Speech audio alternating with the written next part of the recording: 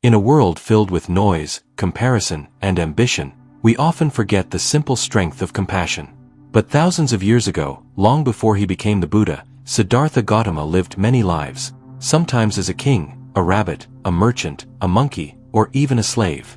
In each lifetime, one thing remained constant: his boundless compassion. These stories, called the Jataka tales, are not mere legends. They are gentle reminders that even in our smallest actions, we hold the power to heal. Today, let us journey through 10 of the most moving Jataka tales about compassion. Each one a light, a mirror, and an invitation to live with heart. The Story 1. The Rabbit Who Offered Himself, Sasa Jataka. In a tranquil forest, far from the noise of cities and kings, lived 4 animal friends: a rabbit, a monkey, an otter, and a jackal. Each of them had taken a vow to live a life of virtue, to help others, and to walk the path of righteousness. Among them, the rabbit was the wisest, the calmest, and the kindest. He taught the others about generosity, truthfulness, and self-control. And together, they followed these teachings, helping wandering travelers and sharing whatever food they could find. But the rabbit knew that talk alone was not enough. He believed virtue must be lived, not spoken. One day, the god Sakra, ruler of the heavens, looked down upon the earth and wondered, who among these creatures truly lives by the Dharma? He decided to descend in disguise, to test their hearts. He took the form of a poor old man, frail, tired, and hungry. He wandered through the forest, approaching each of the 4 friends. First, he went to the jackal. "I am old and starving," said the man. "Do you have food?" The jackal nodded and ran off. He found some meat in a nearby field, stolen leftovers, but food nonetheless, and offered it with pride.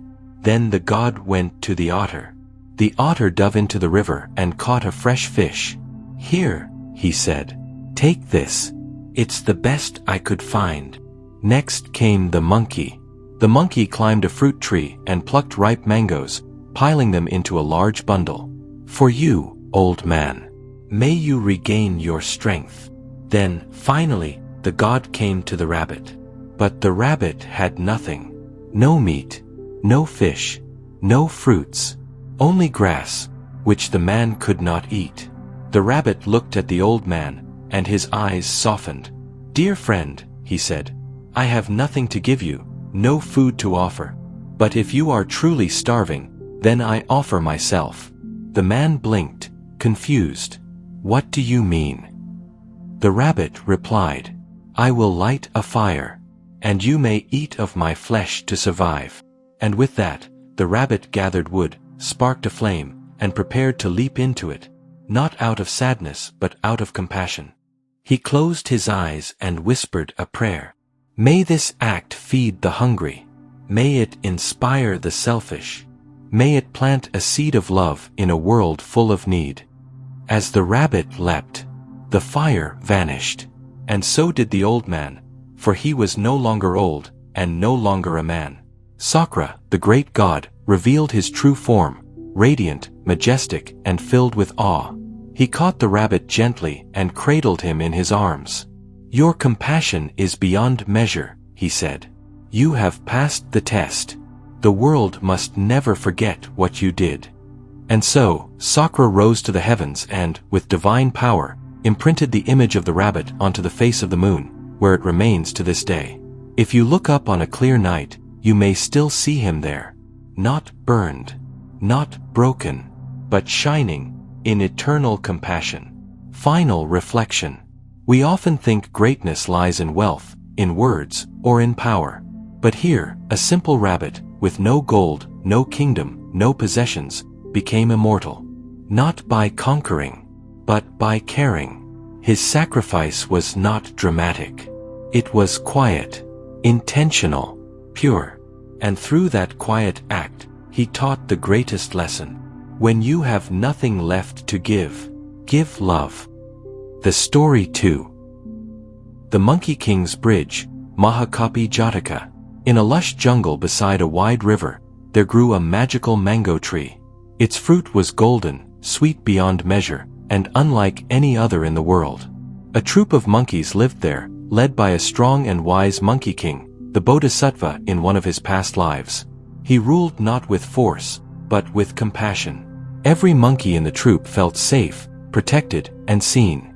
One day, as the wind blew down ripe mangoes into the river, a fisherman downstream discovered their taste.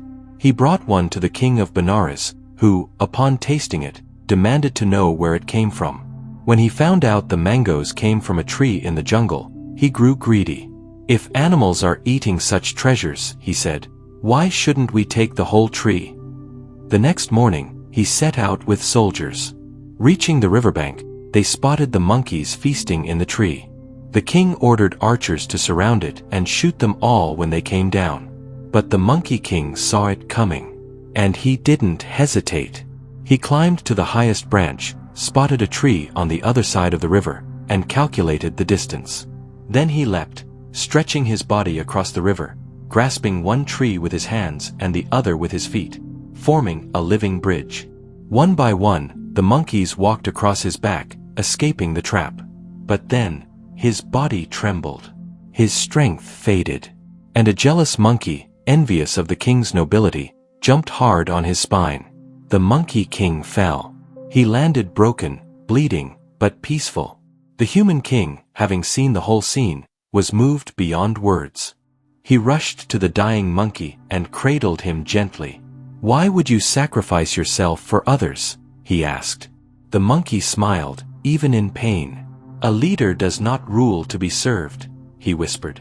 "He rules to serve." The human king gave the monkey a royal burial and returned to his city, forever changed. He ruled with newfound compassion, all because of a monkey who gave his body to save his family. The Story 3. The merchant who saved his enemy, Sama Jataka. Long ago, in a peaceful forest clearing, lived a gentle young man named Sama. He had devoted his life to caring for his blind, elderly parents. Every morning, he fetched water, gathered fruit, and whispered stories to soothe their souls. He had no wealth, no ambitions, only devotion and deep compassion. One day, a wandering king was hunting in the woods. While stalking prey, he spotted Sama near a pond, carrying water on a yoke. The king mistook him for a wild animal and released an arrow. It struck Sama, and he collapsed with a cry. The king rushed forward and saw, not a beast, but a wounded boy. Sama's soft eyes, even through pain, showed no anger. The king fell to his knees. I didn't mean to. Forgive me." Sama looked up and smiled faintly. "Your sorrow is enough. I hold no hate." The king helped carry Sama back to the hermitage where the blind parents waited. When they heard the truth, their grief was like thunder. My son who cared for us when the world forgot," the mother wept. Sama, barely conscious, whispered, "Do not cry, mother. May you both see again. May your hearts be whole." And at that moment, a miracle. Their sight returned. Sama's compassion, even when wounded, was so pure, so radiant, that it healed not just eyes, but souls. The king, transformed by the encounter, took a vow to govern with mercy and protect the innocent. Sama lived on, and his forest remained a sanctuary of peace. The Story 4. The Prince and the Hungry Tigress, Vyagri Jataka. On the rocky cliffs of the Himalayas, 3 royal brothers wandered on a spiritual pilgrimage. Among them was the youngest, a radiant prince whose eyes reflected deep wisdom, for he was the Bodhisattva. As they climbed a steep path, they came upon a heart-wrenching sight. Beneath a tree lay a tigress, emaciated, bones jutting from her fur, and barely breathing. Her cubs nestled beside her, whimpering from hunger. The mother was so weak, she couldn't even lift her head to feed them. The older brothers turned away, muttering, "It's the law of nature, we must not interfere." But the youngest stood still. His heart felt as if it would break. "How can I walk past such suffering?" he thought. "If no one helps her, she will eat her own children just to survive." He searched his bag, but had no food. He waved his arms, tried to distract the tigress, but she was too weak to respond. There was only one thing left to give: his life. The prince quietly left his brothers, returned to the clearing, and lay himself down before the tigress. "If I can keep her alive, and let the cubs live on, then this body has served its purpose." With those words, he gave himself freely. No fear.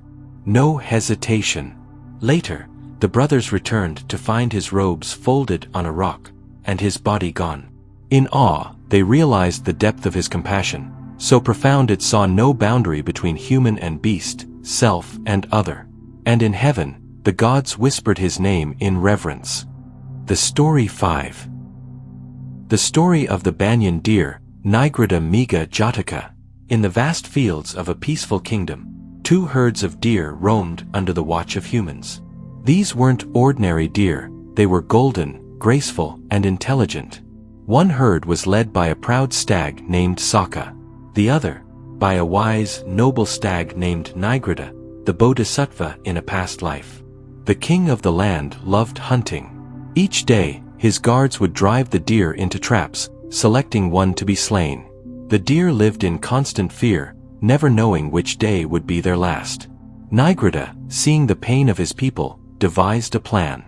He approached the king and said, "O king, allow us to offer 1 deer a day, by our own choosing. In return, let your hunters stay their chase. This way, we suffer less, and you receive your prize." The king, intrigued by the wisdom and compassion in Nigrida's voice, agreed. And so, each day, 1 deer walked calmly into the palace to be sacrificed, chosen fairly among the herds. One morning, it was the turn of a pregnant doe. She wept before Nigrida, begging, "Please, spare me. My unborn fawn deserves life." Nigrida was silent for a moment. Then he said, "I will go in your place." The palace guards were shocked to see the great stag appear. "The chosen deer today is a pregnant one," he said calmly. "Let her live." The king, deeply moved by such selflessness, exclaimed, "Your life is worth more than any meal. From this day forward, no deer shall ever be harmed again." He declared the forest a sanctuary and ordered the end of deer hunting in the kingdom. Nigrida bowed, not in triumph, but in relief.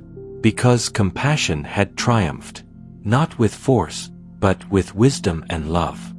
The Story 6. The Elephant and the Carpenter, Chidanta Jataka. In a remote forest, nestled far from human settlements, lived a magnificent elephant with 6 tusks, a rare, majestic being named Chidanta. He was not only strong, but deeply compassionate. Every day, he helped the animals around him, carrying fallen trees, digging waterholes, and guiding travelers who had lost their way.